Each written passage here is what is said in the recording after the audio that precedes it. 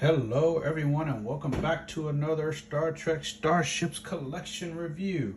In front of me now I have something that I think is particularly special.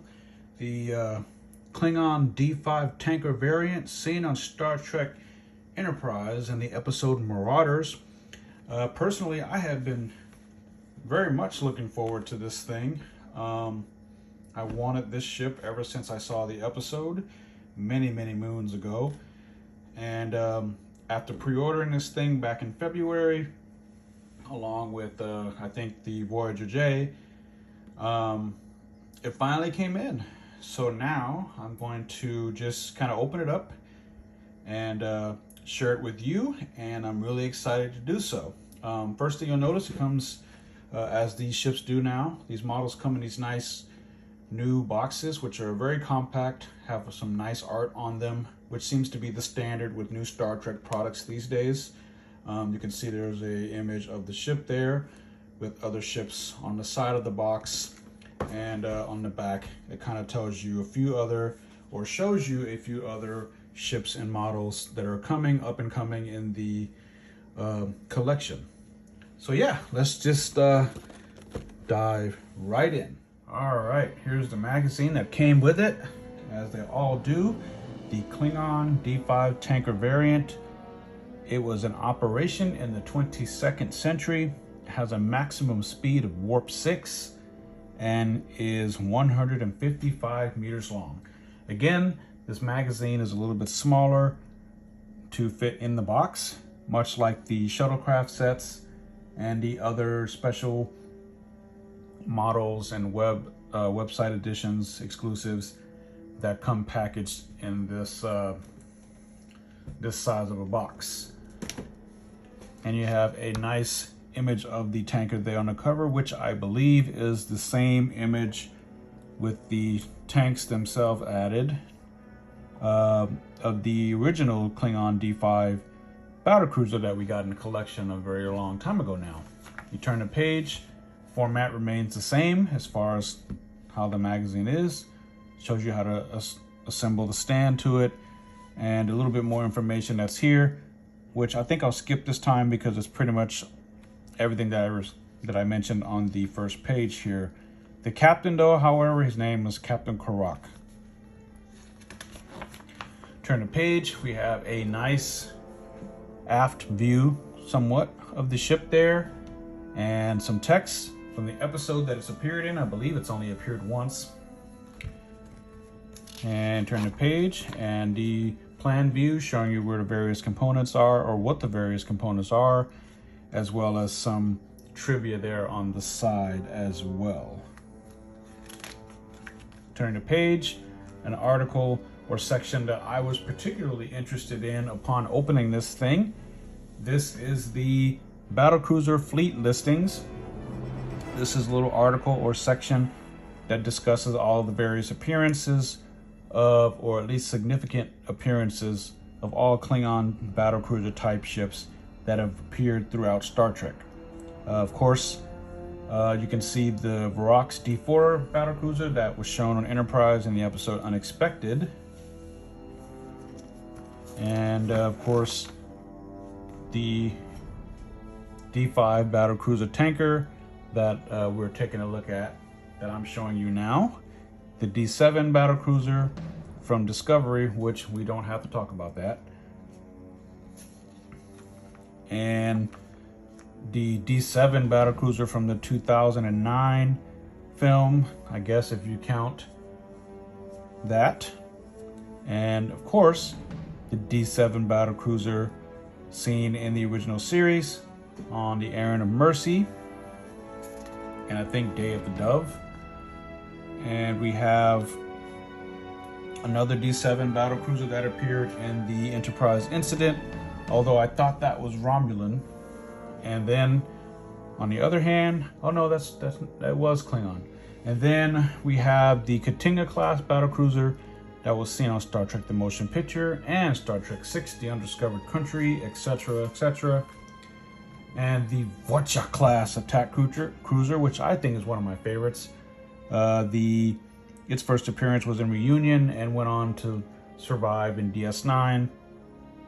until the Dominion War, and the Negvar class battlecruiser that began as a one-off in the Next Gen finale, All Good Things, and it eventually became General Martok's, or rather Chancellor Gowron's, flagship, and in the Mirror Universe, Regent Worf's flagship.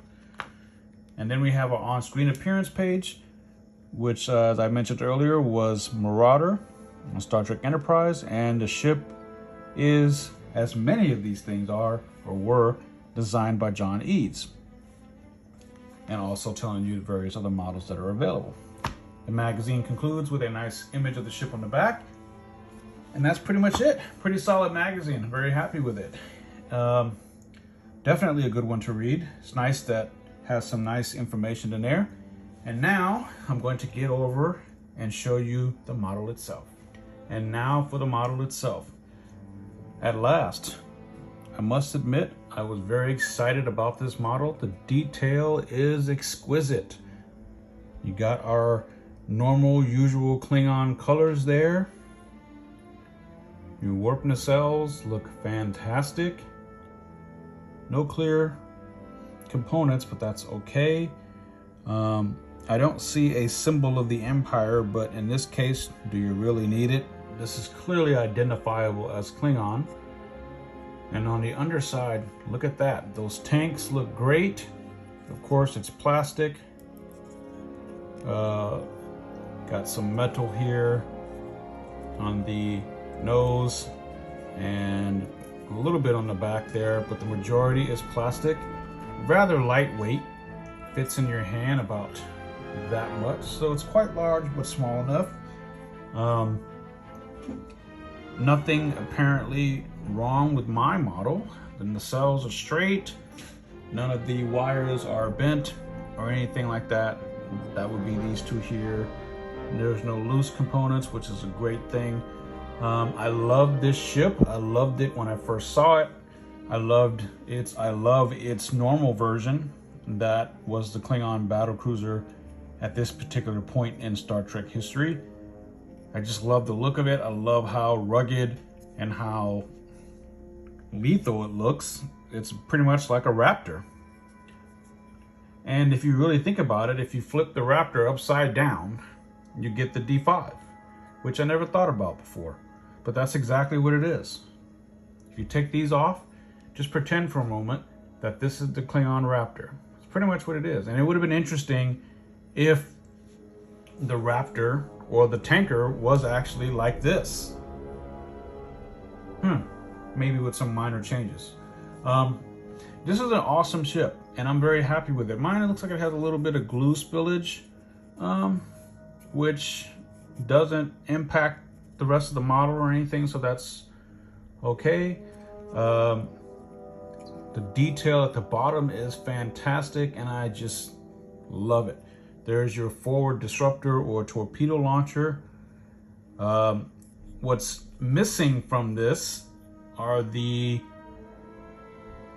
disruptor cannons that were down at the bottom, that are down at the bottom on the other model and on the other ship. But this is a tanker, and it was simply used to ferry freight around to Klingon colonies and so on, and basically be the truckers of the Klingon Empire. So that makes sense. But all things considering, this thing can go as fast as Warp 6. And that's pretty darn cool. You got your, what looks like another, either an engine component or a docking port, which I think is an engine component. I'll have to go back and look at it again. But yes, folks, my friends, I would highly recommend this model. It is available now on Eaglemoss or Hero Collector's website, and it will kick you back about $25 or maybe $29. I can't remember now. I pre-ordered it back in February.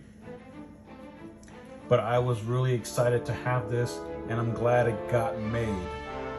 You know, and it's something that I would, if I were you, I would go pick up. Enterprise seems to get a lot of, not slack, but Enterprise seems to get a lot of criticism from people. I've always had a love for it. It's more Star Trek than anything we've gotten in the last decade, really, or more. and I just have a fondness for it in my heart. Granted, I was busy with life at the time. I lost my father when the show was on the air and things like that. So my life was a bit chaotic, but it was one of those things that I caught it pretty much the show in its last season, or toward the end of the third season into its last season, and was around all the way until the end at that point. And it wasn't until they came out on DVD that I finally, and subsequently in Blu-ray, which I have, when I finally was able to sit down and watch them all, or watch them occasionally like I still do. So I love Enterprise. I have the uniform, the Anovo's uniform, among many things, and I love the cast. And anyway, so yeah, this model is fantastic. It's great. The detail is fantastic. It just looks good no matter what angle you look at it from. Highly recommended, folks. Highly, highly recommended. This makes a wonderful, badass addition to the Klingon fleet. So yeah, folks, as usual, if you have any questions or comments or concerns about anything, of course, just feel free to drop me a line down below. Oop, I dropped the box. Drop me a line down below, and I'll do my best to get back to you, as I always try to. And until then, guys, live long and prosper, be safe, and Qapla'.